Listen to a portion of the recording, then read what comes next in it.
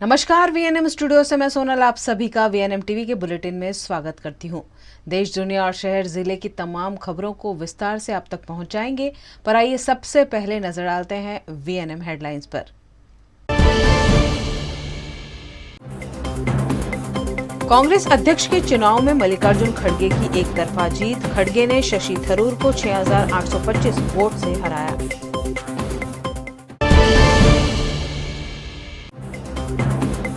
प्रधानमंत्री नरेंद्र मोदी 2 दिवसीय गुजरात दौरे पर। डिफेंस एक्सपो और मिशन स्कूल ऑफ एक्सीलेंस का उद्घाटन।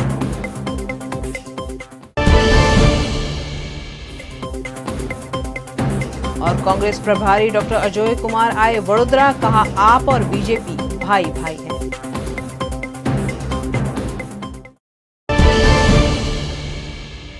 पिछले कई वक्त से कांग्रेस अध्यक्ष के पद को लेकर चल रही तनातनी आज मल्लिकार्जुन खड़गे के अध्यक्ष बनने के साथ ही पूरी हो गई है। कांग्रेस पार्टी को 24 साल बाद पहला गैर गांधी अध्यक्ष मिल गया है। मल्लिकार्जुन खड़गे ने शशि थरूर को 6,825 वोटों से हरा दिया। खड़गे को 7,897 वोट मिले, वहीं थरूर को 1,072 वोट ही मिल सके। 416 वोट रिजेक्ट कर दिए गए। नतीजों के तुरंत बाद थरूर ने खड़गे को बधाई दी और अपना साथ देने वालों को धन्यवाद दिया। इसके बाद ही वे खड़गे को मिलने उनके दिल्ली स्थित आवास पहुंचे। हालांकि उनके चीफ इलेक्शन एजेंट सलमान सोज ने वोटिंग में धांधली का आरोप लगाया था। चुनाव में अनियमितताओं पर राहुल गांधी ने भी प्रेस कॉन्फ्रेंस में बयान दिया था। राहुल गांधी ने कहा था कि मसले कांग्रेस इलेक्शन कमेटी में मधुसूदन मिस्त्री के सामने रख दिए गए हैं और वो फैसला लेंगे। राहुल ने वोटों की गिनती के बीच ही खड़गे की जीत की बात कह दी थी। जब उनसे पार्टी में रोल के बारे में सवाल किया गया तो कहा, खड़गे जी से पूछिए, अब वही तय करेंगे। इस चुनाव में जीत के साथ ही खड़गे कांग्रेस अध्यक्ष बनने वाले 65वें नेता बन गए हैं। वे कांग्रेस अध्यक्ष बनने वाले दूसरे दलित नेता हैं। बाबू जगजीवन राम कांग्रेस अध्यक्ष बनने वाले पहले दलित नेता थे। आजादी के 75 सालों में 42 साल तक पार्टी की कमान गांधी परिवार के पास रही, वहीं 33 सालों तक पार्टी अध्यक्ष की बागडोर गांधी परिवार से अलग नेताओं के पास रही। गुजरात में विधानसभा के चुनाव नजदीक हैं और ऐसे में देश के प्रधानमंत्री नरेंद्र मोदी लगातार गुजरात वासियों को एक के बाद एक तोहफे दे रहे हैं।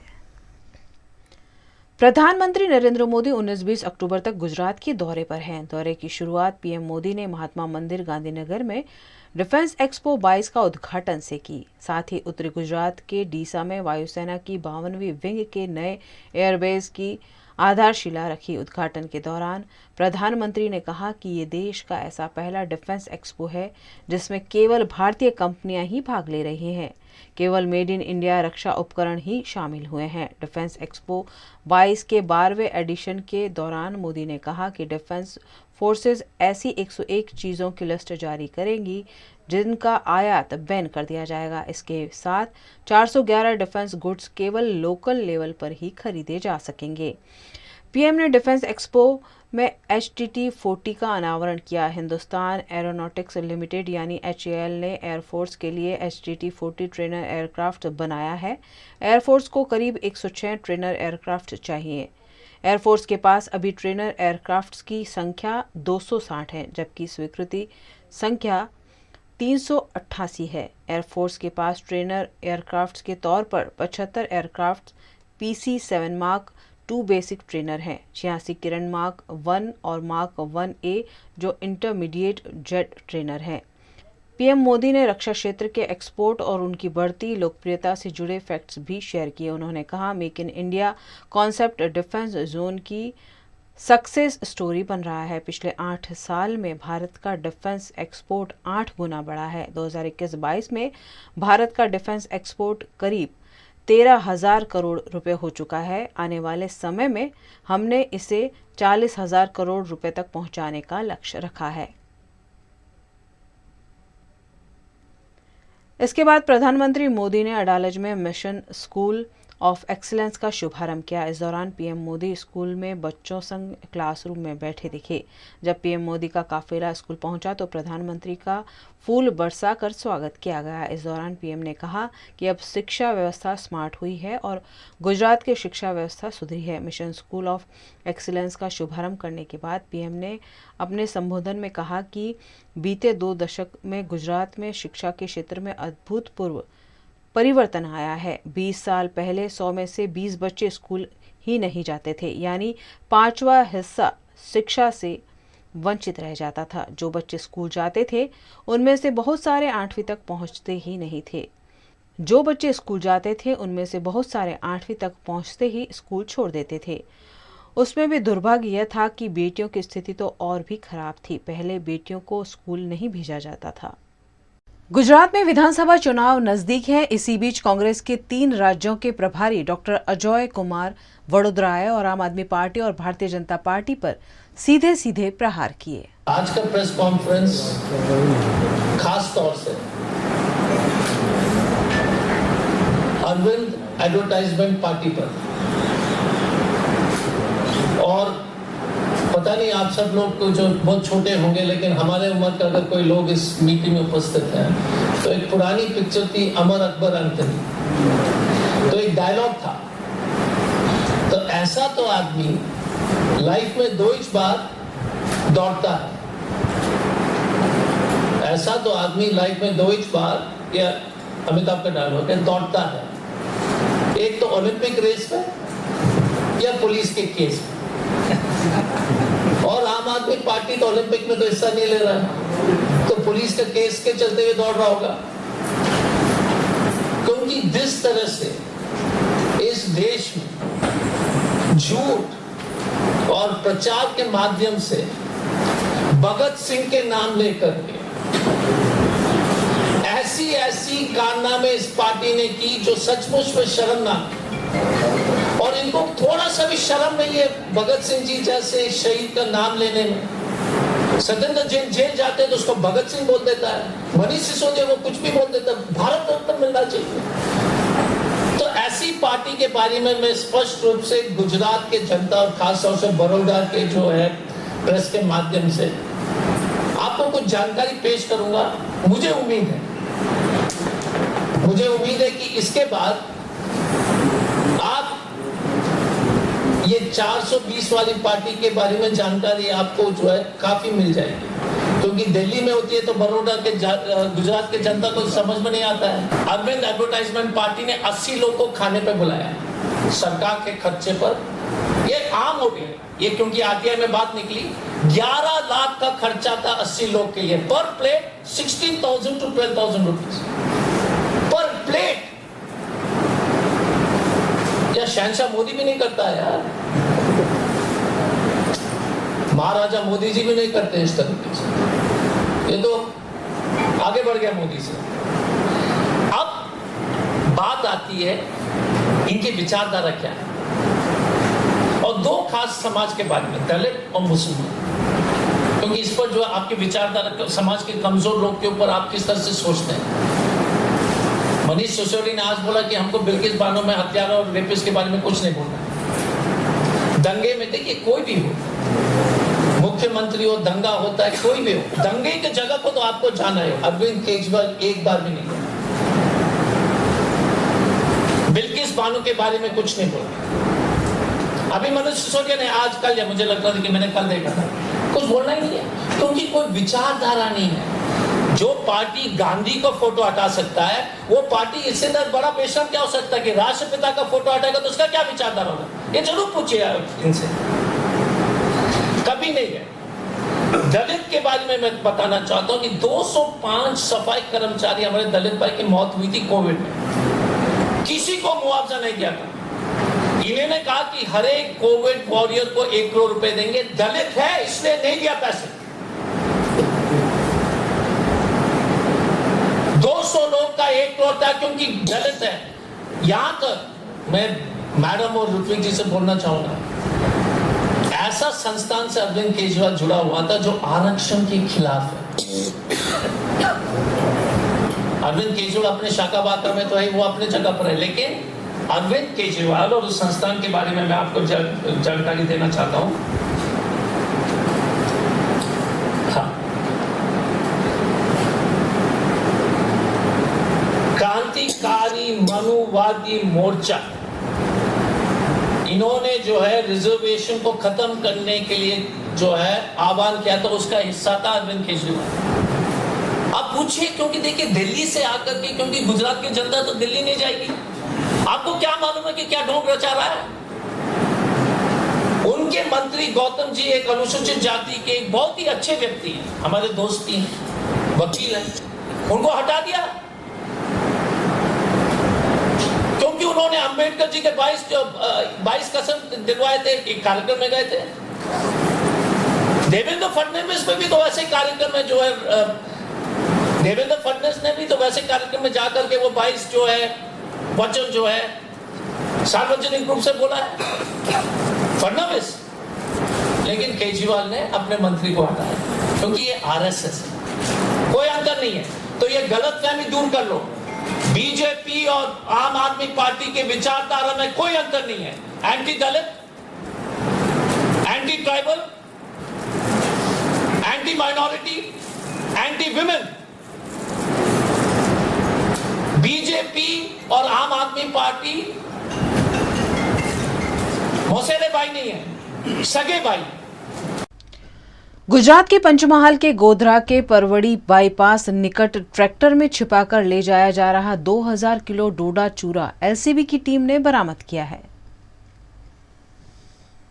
गोधरा एलसीबी पुलिस को मिली पूर्व सूचना के आधार पर मध्य प्रदेश की ओर से आ रही राजस्थान पासिंग ट्रैक्टर में डोडा चूरा की तस्करी की जानकारी मिली थी, जिसके आधार पर गोधरा परबड़ी बाईपास पर एलसीबी टीम ने वॉच रखकर राजस्थान पासिंग ट्रैक्टर को रोका। जांच में डोडा चूरा भरी हुई 110 बोरी बरामद की गई है, जिसमें 2000 किलो नशीला पदार्थ था। इस मामले 70 लाख रुपयों का मुद्दा माल बरामद कर ट्रैक्टर चालक को गिरफ्तार कर પૂછતાછ की जा रही है।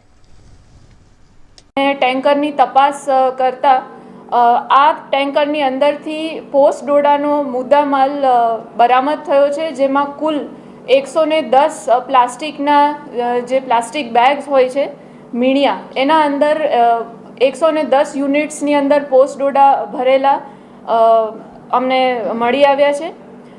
જે ડ્રાઈવર છે જેમનું નામ છે સવાઈરામ જાટ, જે ઓરિજિનલી બાડમેર રાજસ્થાનના જણાઈ આવેલ છે।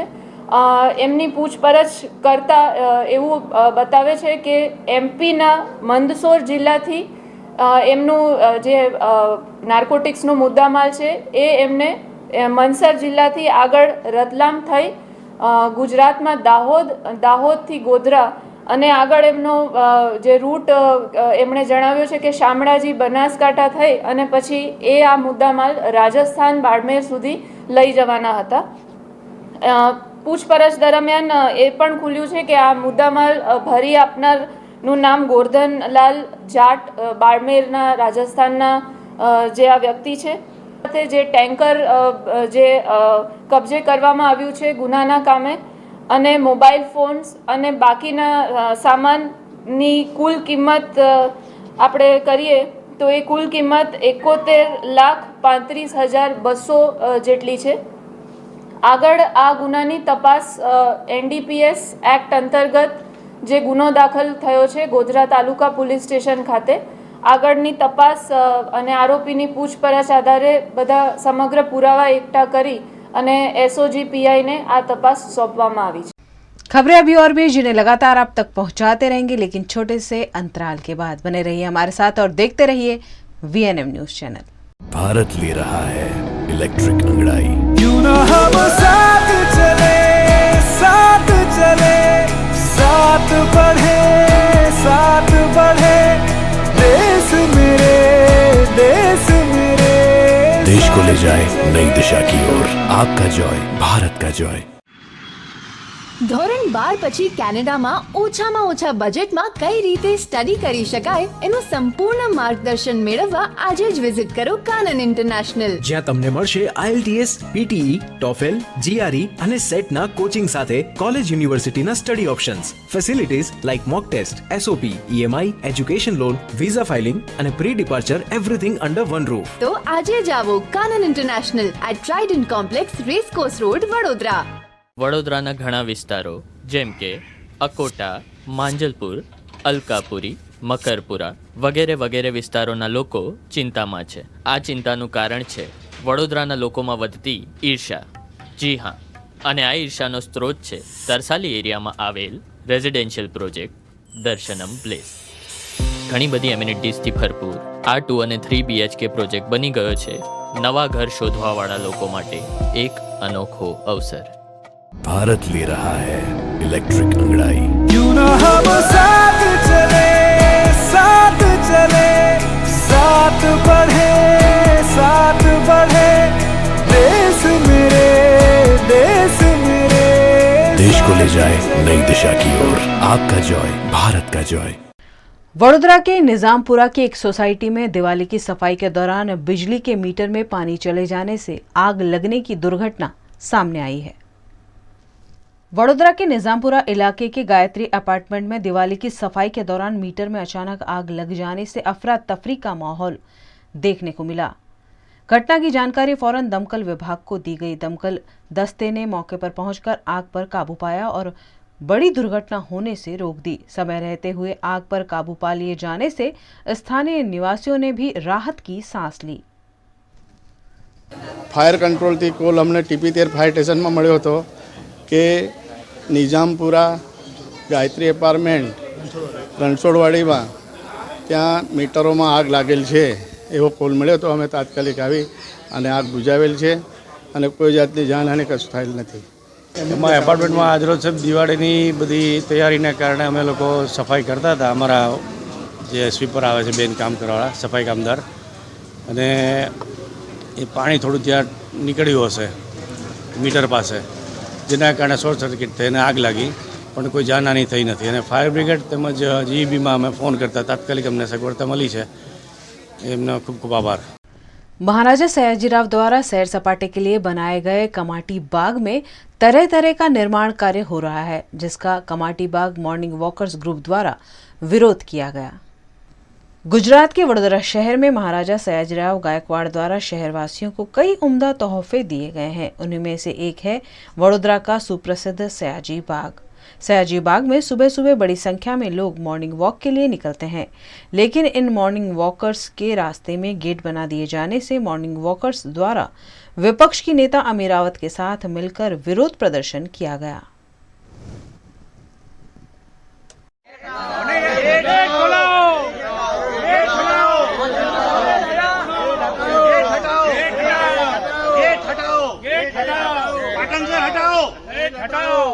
IRCTC द्वारा स्वदेश दर्शन के लिए 2 स्पेशल ट्रेन चलाई जा रही है, जिस पर रेल विभाग द्वारा जानकारी दी गई. इंडियन रेलवे द्वारा स्वदेश दर्शन स्पेशल ट्रेन के रूप में साउथ इंडिया डिवाइन और हर हर गंगे टूर का आयोजन किया गया है, जिसके लिए यात्रियों की बुकिंग भी शुरू कर दी गई है. इस ट्रेन में यात्रा के साथ साथ चाय, नाश्ता, भोजन, परिवहन के लिए बस, धर्मशाला बुकिंग जैसी कई सुविधाएं जोड़ दी गई है, जिस पर रेल विभाग के अधिकारी ने जानकारी दी. Indian railway catering and tourism corporation जनता की बेहद मांग को देखते हुए 2 स्वदेश दर्शन की प्लानिंग किया है आने वाले टाइम में in the month of November and December. एक जो स्वदेश दर्शन है वो 20 नवंबर को राजकोट से चलेगी और इसको हम लोगों ने इसी रूट पे रखा है. राजकोट से ये सुरेंद्र नगर, विरमगाम, साबरमती और वडोदरा होते हुए साउथ की तरफ जाएगी. इसमें हमने मदुरई, कन्याकुमारी, रामेश्वरम, तिरुपति कवर किया है. ट्रेन 3 क्लासेस में डिवाइड की गई है. बजट क्लास में जिसमें कि आपका स्लीपर क्लास ट्रैवल रहेगा और वहाँ पे डॉर्मेट्री एकोमोडेशन या हॉल एकोमोडेशन रहेगा. दूसरा हमारा स्टैंडर्ड पैकेज रहेगा जिसमें कि स्लीपर क्लास ट्रैवल और वहाँ पे होटल की व्यवस्था रहेगी. नॉन AC होटल्स रहेंगे ट्विन और ट्रिपल शेयरिंग में. तीसरा हमारा है कैटेगरी डीलक्स क्लास की, जिसमें कि हम 3rd AC में आपको लेके जाएंगे और AC ट्रांसपोर्टेशन रहेगा, AC एकोमोडेशन रहेगा। ट्रेन की विशेषता ये है कि इसमें आपका रिटर्न एयर ट्रेन जर्नी, खाना पीना, वहाँ पे घूमने की व्यवस्था, रहने की व्यवस्था, सब कुछ इस पैकेज में इंक्लूडेड है।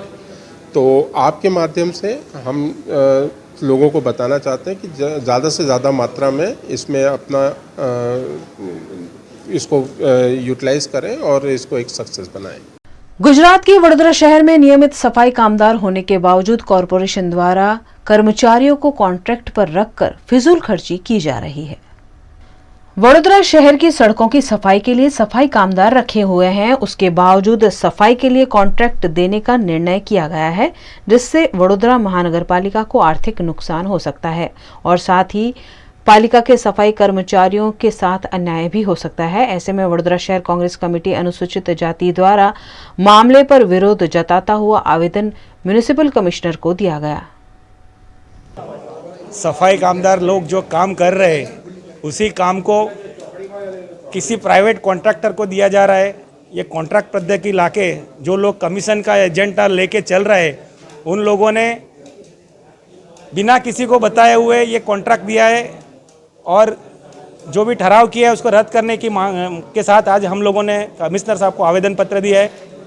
आने वाले दिन के अंदर में कॉन्ट्रैक्ट प्रथा रद्द करने के लिए हमने विनती की है। सफाई का काम रेगुलर होता है, वो काम कायमी होते हुए भी परमानेंट नहीं किया जाता है।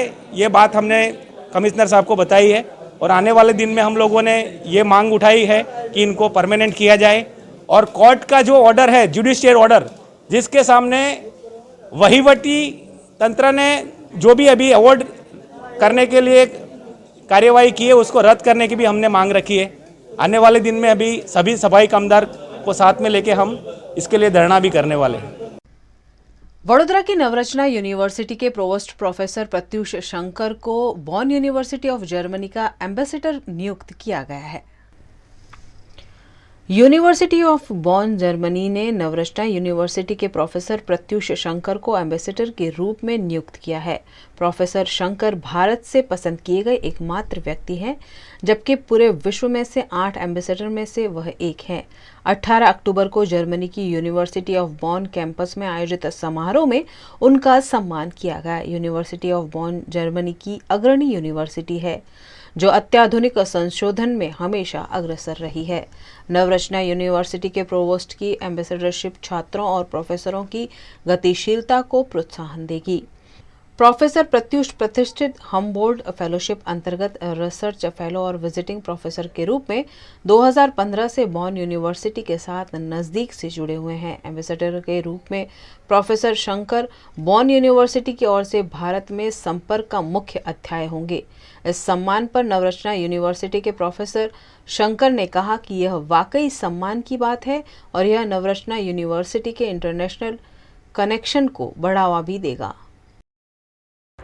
My name is Pratyush Shankar. I'm an architect and I'm a professor in an architecture college here on the School of Environmental Design and Architecture, Navrachna University. This is in Vadodara. This is in Western India.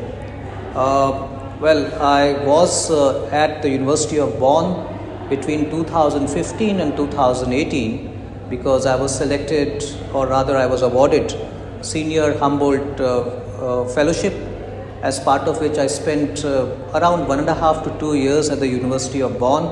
I was hosted by Professor Julia Hegewald at the Department of Asian and Islamic Art History. I spent some wonderful time at the University of Bonn, and I guess I've been chosen as an ambassador of the University of Bonn for the reason that the time that I spent at the University of Bonn was extremely productive. And I guess I went out of the brief. I was not only doing my research, but I also helped Professor Hegewald with the teaching. I hosted certain seminars, we organized exhibitions, and essentially I started taking part in all the academic activities that was happening in the department at that point in time.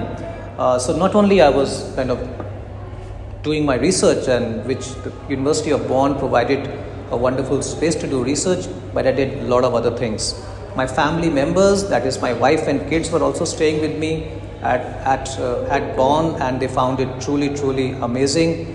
My experience at the university was very nice because I would sometimes attend public lectures in life sciences. I would go to these exhibitions. I would go to these various cultural events that take place at the University of Bonn. And Bonn, to my mind, is truly an international city. You meet people from all over the world, as if the whole world has kind of gathered there. Some of the best places in the University of Bonn is our central garden, where I would spend a lot of time because my department was nearby. I would love taking walks in the old city of Bonn, which is just besides the university. And sometimes when I really wanted time to myself, I would be walking along the river Rhine. So I think these are some wonderful memories. Deepawali के उपलक्ष्य में वडोदरा के VIP road पर स्थित bright CBSE school में ज्योति का पर्व पूरे उत्साह के साथ मनाया गया। हिंदू धर्म का सबसे बड़ा त्योहार दिवाली नजदीक है। दिवाली की तैयारियां भी इन दिनों जोरों शोरों से चल रही है। वहीं स्कूलों में भी दिवाली की छुट्टियों से पहले दिवाली का त्योहार मनाया जा रहा है।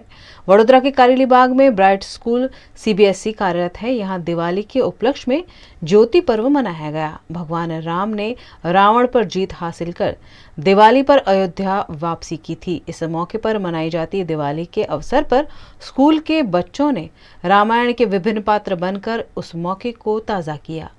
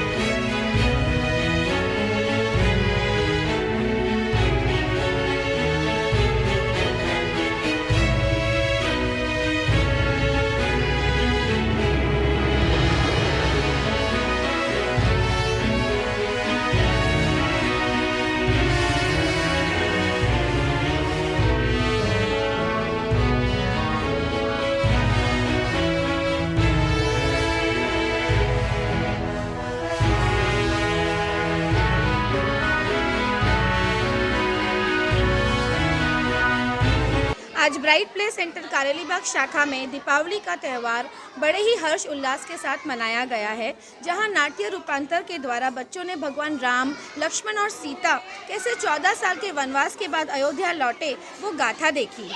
बच्चे रंग बिरंगी कपड़े पहन के आए। स्कूल में हम लोगों ने रंगोली की है, स्कूल को बहुत अच्छी तरह से डेकोरेशन किया है। हम सब ने बहुत खुशहाली से और उत्साह से ये दीपावली का त्यौहार मनाया है। We on behalf of bright play centre Karelibaug we wish you all a very happy new year and prosperous and safe. आज bright school CBSE VIP road पे दिवाली का पर्व हम मना रहे हैं।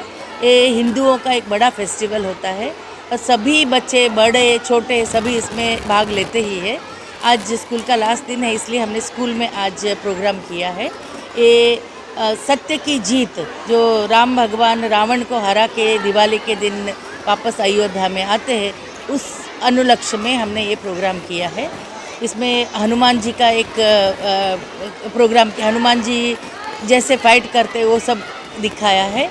फिर शुभ दिन आयो करके बच्चे सभी खुशी से गा रहे हैं और दिया का गाने, बच्चे दिया के गाने गा रहे हैं, जो दिवाली में सबके जीवन से अंधकार मिटा के जो रोशनी लाएगी। इसलिए हमने इसका प्रधानमंत्री मोदी के जूनागढ़ दौरे से पहले विसावदर पुलिस द्वारा कांग्रेस के जिला अध्यक्ष और तालुका अध्यक्ष को हिरासत में लिया गया।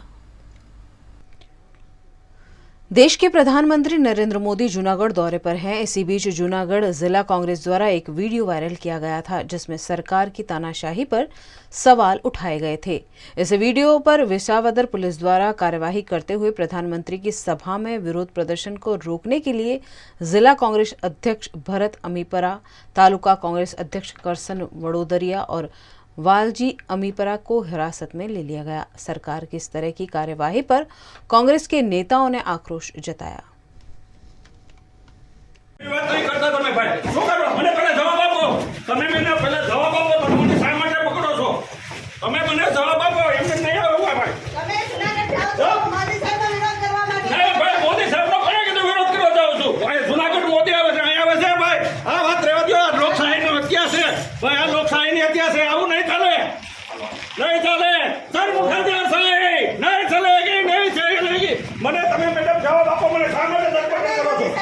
मोदी साहब नो क्या विरोध करो छो?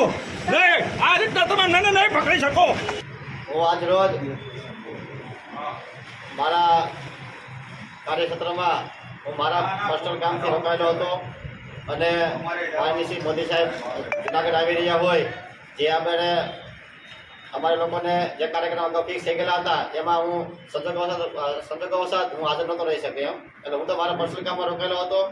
એ કામ મારું પર્સનલ પૂરું કરી અને હું મારા પ્રચાર અર્થે નીકળ્યો અને સરદાર ચોકે જ્યાં પૂગ્યો ત્યાં પરમારા પોલીસ કાફલો આવી ગયો અને મારી ધરપકડ કરી લીધી। હું કેમ મોટો કોઈ ક્રિમિનલ હોય, આતંકવાદી આવી રીતે મારી ધરપકડ કરી છે, આ પણ વ્યાજબી નથી। વિરોધ કરવો એ વિરોધ પક્ષની જવાબદારી બનતી હોય, છતાં અમે તો માન લો કે હું તો વિરોધમાં હાજર પણ નહોતો રહેવાનો છે, વિરોધ કરવાનો હતો, વિરોધ હાજર નહોતો રહેવાનો, છતાં પણ માન લો કે અમારી ધરપકડ કરી છે એ ખરેખર ગેરકાયદેસર છે। મેં આ લોકોને પણ કીધું ભાઈ તમે તંત્ર હાથા બનોમાં। હવે આજે આ લોકશાહીની હત્યા સમાન જે કૃત્ય આ ભારતીય જનતા પાર્ટીની સરકાર દ્વારા જે કરવામાં આવ્યું છે, આજે મોદી સાહેબ જૂનાગઢ એમની પ્રચારની સભા લેવા આવે છે। હવે એનો અમારે કોઈ પણ પ્રકારનો વિરોધ કરવાનો નહોતો। સભા જૂનાગઢ છે અને હું તો મારી બસ સ્ટેન્ડે ઓફિસ આવેલી છે, મારું કાર્યાલય આવેલું છે, ત્યાં હું શાંતિથી બેસી અને હું મારું રાબેતા મુજબનું કાર્ય કરતો હતો। મને ખબર પણ નથી કે મારી ધરપકડ શા માટે કરવામાં આવી। અચાનક પોલીસ આવી અને બળજબરીપૂર્વક મને કોઈ પણ પ્રકારની જાણ કર્યા વગર મારી ધરપકડ કરવામાં આવી। જ્યારે મેં એમને કારણ પૂછ્યું કે તમે શા માટે મારી ધરપકડ કરો, તો એમણે કીધું કે મોદી સાહેબ આવે છે એટલે તમે વિરોધ ન કરો। विसावदर पुलिस द्वारा कांग्रेस के साथ साथ आम आदमी पार्टी के कार्यकर्ताओं को भी हिरासत में लिया गया। आम आदमी पार्टी के जिला इंचार्ज हरेश सांवलिया, महेंद्र डोबरिया, धर्मेश कानानी, महेश हीरपारा, राहुल बुहा, अतुल वघासिया, आशुतोष रिबड़िया को हिरासत में लिया गया। इस मौके पर आपके कार्यकर्ताओं ने आक्रोश जताते हुए कहा कि विरोध से डरने वाली भारतीय जनता पार्टी हमेशा ही प्रधानमंत्री के दौरे से पहले विपक्षी दलों के नेताओं को नजर कैद कर लेती है, ताकि सवालों से बचा जा सके। हमारा कार्यालय में ये वस्तु नहीं, भाजप तेरी तानाशाही नहीं चलेगी, नहीं चलेगी, नहीं चलेगी, नहीं चलेगी। શા માટે અટક કરેલા છે સાહેબ, એ તો અમને પણ ખબર નથી। અમે તો અમારા કાર્યાલયે શાંતિથી બેઠા હતા ત્યાં અચાનક જ પોલીસ આવી ગઈ અને અમારી ધરપકડ કરી લેવામાં આવી છે. કોઈ જાતનો અમારો કાર્યક્રમ નહોતું. અહીંયા બધા એવું કહે છે મોદી સાહેબના કાર્યક્રમમાં તમે વિરોધ કરવા જાઓ, પણ ખરેખર અમે વિરોધ કરવા જવાના જ નહોતા. અમે અમારા કાર્યાલયે બધા કાર્યકરો બેઠા હતા, અમારા કામની વાતો કરતા હતા. એવામાં પોલીસ આવી અને અમને બધાને ડબ્બામાં ભરી લીધા જબરજસ્તીથી. તો આમાં હાવ ચોખ્ખી દેખાય છે કે આ ભાજપની તાનાશાહી છે. પોલીસને પણ આ લોકો પ્રેશર આપીને અને બધાને ધરપકડ કરી લેવામાં આવે છે. શા માટે? શું તમે ડરી ગયા છો કે પછી આવું તમને કોઈ કહેવાવાળું હવે નથી? માત્ર ને માત્ર ભાજપની સરકાર, ભાજપનું જ આખું ગુજરાત, આખું ભારત ભાજપનું જ એવું લાગી રહ્યું છે. ચાલો જુનાગઢ, ચાલો જુનાગઢ, ચાલો જુનાગઢ. આજરોજ આપણા માનનીય વડાપ્રધાન શ્રી નરેન્દ્ર મોદી સાહેબ જુનાગઢની પાવન ધરતી પર પધારી રહ્યા છે, ત્યારે આપણે એને ઘણા બધા સવાલો કરવાના છે. સવાલ કરવો એ આપણો હક છે, આપણી ફરજ છે. આપણે આપણા વડાપ્રધાનશ્રીને સવાલ કરવાનો છે કે સાહેબ, આજે સ્કૂલ ચાલુ હોવા છતાં આપ સર્વે શિક્ષકોને, વિદ્યાર્થીઓને બધાને આપની સભામાં અહીંયાથી લઈ જવામાં આવ્યા છે. તો શા માટે આ બાળકોના ભવિષ્ય સાથે ચેડા થાય છે? શા માટે શિક્ષણ બગાડવામાં આવી રહ્યું છે? તો શું આપની સભામાં બેસવા માટે સરકારી તંત્રનો ચોક્કસપણે ઉપયોગ થાય છે એવું અમારું માનવું છે. આજે વિસાવદર તાલુકા, ભેંસણ તાલુકામાં તમામ સરકારી કચેરીઓ ખાલીખમ પડી છે. લોકોને ખૂબ ધક્કા થાય છે. લોકો લાઇનમાં ઊભા છે. કોઈ પણ કચેરીમાં કોઈ અધિકારી છે નહીં. તો શું લોકોને હેરાન જ થવાનું છે?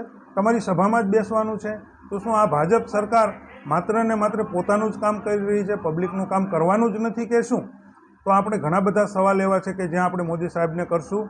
સાહેબ, તમે અહીંયા જુનાગઢ આવ્યો છો તો શું આ 2 સિલિન્ડર આપવાના છે એની જાહેરાત કરવા માટે આવ્યો છો? એના માટે આ બધા તમે સરકારી તંત્રનો ઉપયોગ કર્યો છે કે પછી આ બધાને અહીંયા બેસાડી અને લોકોને ધક્કા જ ખવડાવવાના છે? જે 27 વર્ષથી આ કરતા આવ્યા છો એ હવે તો સુધારો કરો. આવા ઘણા બધા સવાલો છે જે આપણે સાહેબશ્રીને પૂછવાના છે. તો આમ આદમી પાર્ટીના જુનાગઢમાં યોદ્ધાઓને ભાજપના ઇશારે ધરપકડ કરી લેવામાં આવી છે. તો શું અમે આતંકવાદી છીએ? શું જુનાગઢના આમ આદમી પાર્ટીના કે વિસાવદર તાલુકાના કોઈ પણ આમ આદમી પાર્ટીના કાર્યકર્તા આતંકવાદી છે? શું પાकिस्तान થી આવેલા છે? શા માટે આવું કરવામાં આવ્યું છે? भगवान बिरसा मुंडा की आदिवासी गौरव यात्रा का दाहोद जिला के देवगढ़ बारिया के कांगिया गांव में प्रवेश हुआ, जहां यात्रा का भव्य स्वागत किया गया। गुजरात में भगवान बिरसा मुंडा की आदिवासी गौरव यात्रा आयोजित की गई है, जो अलग अलग जिलों में घूम रही है। इस यात्रा का दाहोद के गांव में गर्मजोशी के साथ स्वागत किया गया। इस मौके पर केंद्रीय राज्य शिक्षा मंत्री अन्नपूर्णा देवी उपस्थित रही। वहीं सैकड़ों की संख्या में आदिवासी समाज के लोग आदिवासी गौरव यात्रा में शामिल हुए। आदिवासी गौरव यात्रा छोटा उदयपुर से लेकर दाहोद तक आज ये 6ठा दिन है और इस गौरव यात्रा में लगातार लगभग 121 किलोमीटर की दूरी हम सब ने तय किया। जो उत्साह जगह जगह पर आदिवासी समाज के भाइयों के द्वारा स्वागत किया गया, कई सभाएं हुई, तो बहुत ही उत्साह लोगों के अंदर है। और आने वाले चुनाव में लोग ये मन बना चुके हैं कि भारतीय जनता पार्टी के पक्ष में मतदान ही नहीं करना, बल्कि भारतीय जनता पार्टी का जो पुराना रिकॉर्ड है उस रिकॉर्ड को भी भारतीय जनता पार्टी ही तोड़ेगी, ये भी लोग मन बना चुके हैं।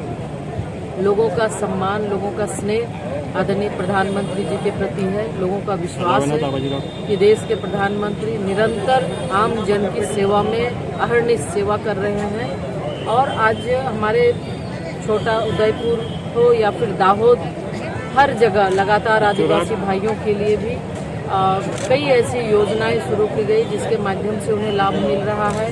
हम अगर गोविंद गुरु यूनिवर्सिटी की बात करें, मेडिकल कॉलेज की बात करें, ट्राइबल यूनिवर्सिटी की बात करें, ट्राइबल म्यूजियम की बात करें, तो निश्चित रूप से देश की सभ्यता, संस्कृति, आदिवासी समाज की जो सभ्यता है, संस्कृति को सुरक्षित, संरक्षित रखने के लिए आदरणीय प्रधानमंत्री जी कृत संकल्प है। और लोगों का काफ़ी इससे लोगों का उत्साह भी है और आने वाले समय में भारतीय जनता पार्टी के पक्ष में सारे रिकॉर्ड तोड़ेंगे और निश्चित तौर पर आने वाले समय में सिर्फ और सिर्फ भारतीय जनता पार्टी ही होगी।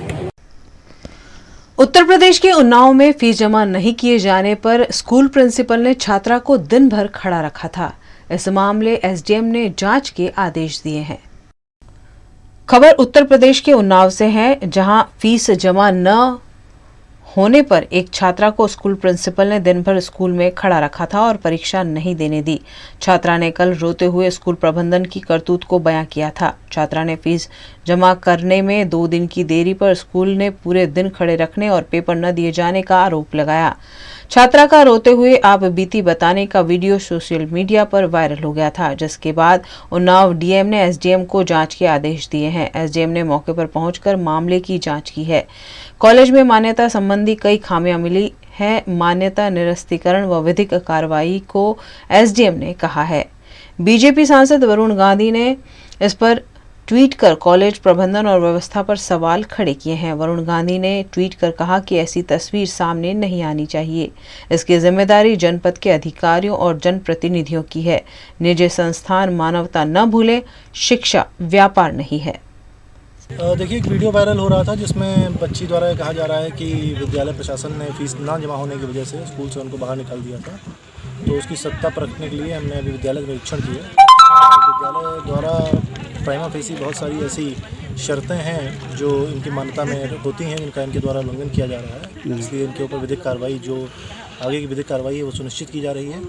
और फीस ना जमा होने की वजह से ये संज्ञान में आया है कि विद्यालय प्रशासन द्वारा एग्ज़ाम देने से रोक दिया गया बच्ची को। तो उसके लिए भी आगे की विधिक कार्रवाई सुनिश्चित की जा रही है। VNM टीवी की खबरें अब आप YouTube, Facebook, Instagram के अलावा OTT प्लेटफॉर्म्स पर भी लाइव देख सकते हैं। Dailyhunt, Jio TV, Vodafone TV, rock TV और जॉय टीवी पर VNM टीवी आपके लिए उपलब्ध है। तो देखते रहिए VNM टीवी। न्यूज़ रूम से आज के लिए बस इतना ही। देश, दुनिया, शहर, जिले की तमाम खबरों को लेकर हम कल फिर हाजिर होंगे। तब तक के लिए हमें दीजिए इजाज़त। नमस्कार।